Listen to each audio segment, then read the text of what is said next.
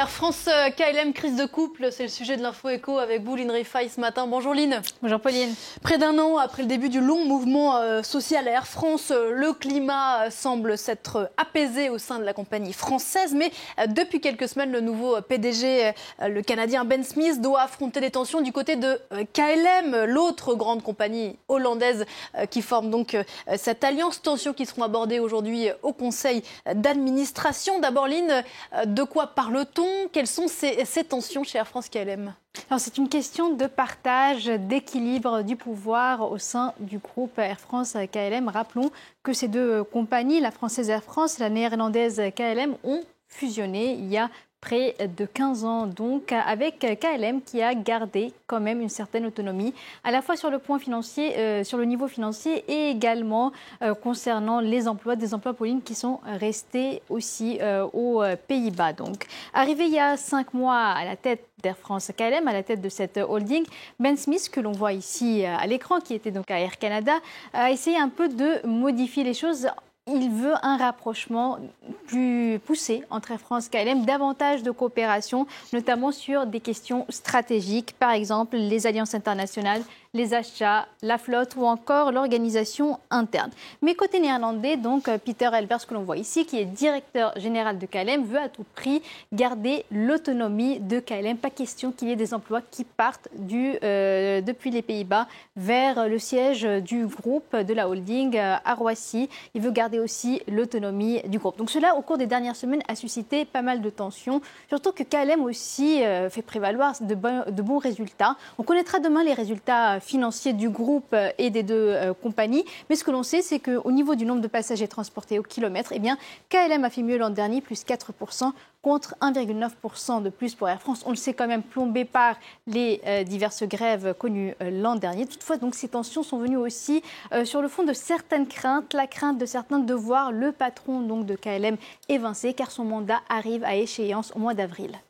Le ton est monté à ce propos la semaine dernière du côté de KLM et de l'État néerlandais qui est actionnaire de la compagnie aérienne. Oui, vive défense côté néerlandais pour KLM, que ce soit au sein de l'entreprise ou aussi du côté de l'État néerlandais. Il y a d'abord eu une lettre dans la presse néerlandaise envoyée par 120 cadres de l'entreprise. Ils ont même menacé de grève au cas où Pieter Elbers serait évincé. Et puis, il y a eu, on va le voir, cette manifestation aussi. 1000 salariés de KLM sont donc descendus, ils ont manifesté, ils ont porté avec eux une pétition. On ne voit pas ici l'ensemble de la pétition, mais on devrait voir qu'il y a 25 000 signatures sur les 30 000 salariés de KLM qui ont apporté donc leur soutien au patron de KLM. On voit aussi des cœurs, vous les voyez ici, cœurs bleus aux couleurs de KLM. Et ici également, on le voit, KLM a besoin de Pieter Elbers, donc une défense en bonne et due forme pour le patron de KLM. Enfin, la réponse aussi est venue du côté du gouvernement néerlandais, qui est actionnaire, qui a 6% à peu près des droits de vote au sein de KLM. Ben Smith a été convoqué par 2 ministres du gouvernement qui ont rappelé d'une part leur soutien à Pieter Elbers, mais également l'importance de Schiphol, l'aéroport international d'Amsterdam, où se situe le siège donc aussi de KLM, pour l'économie néerlandaise. Ils ont rappelé que cela est important pour l'emploi du pays et donc ils ont souligné l'importance de cela pour eux. Voilà, on ne lui a pas dessiné des petits cœurs à Ben Smith côté néerlandais. Alors comme dans tous les mariages qui se respectent, surtout ceux vieux de 15 ans, est-ce qu'un compromis est possible? Alors selon les informations du journal La Tribune, en tout cas oui, informations reprises par la presse internationale.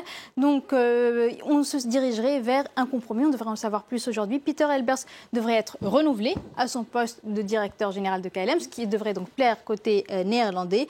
Et lui, de son côté, aurait accepté le schéma de réorganisation donc, proposé par Ben Smith que l'on voit ici. Donc, mais un schéma de réorganisation donc pour un rapprochement, plus de coopération entre les deux entreprises, mais aussi une autonomie qui serait préservée pour KLM avec des emplois qui seraient préservés du côté des Pays-Bas. Et on devrait donc en savoir plus, comme je le disais, au cours de ce conseil d'administration attendu aujourd'hui à la veille des résultats financiers. Alors, par ailleurs, Line, ce n'est pas le seul sujet compliqué qui attend Ben Smith, le président d'Air France KLM. Autre défi, il en sera peut-être sujet aux questions aujourd'hui, l'avenir de Hop, la compagnie, la filiale régionale d'Air France? Oui, parce qu'une fois tourné, fermé, ou une fois qu'on aura avancé sur ce dossier de KLM, il reste ce dossier Hop. On en parlait ces dernières semaines, donc Ben Smith cherche aussi à réorganiser les diverses marques au sein d'Air France. Il a réintégré la marque Joon, on en parlait récemment, et puis Hop va devenir donc Air France Hop, cette compagnie régionale réintégrée. Mais ce que les pilotes demandent, c'est que donc aujourd'hui les pilotes de Hop n'ont pas le même statut que ceux d'Air France. Ils veulent le même statut, les mêmes avantages. Ça sera un gros sujet de discussion au cours des prochaines semaines. On en reparlera. Merci beaucoup, Lynn. C'était votre décryptage éco ce matin.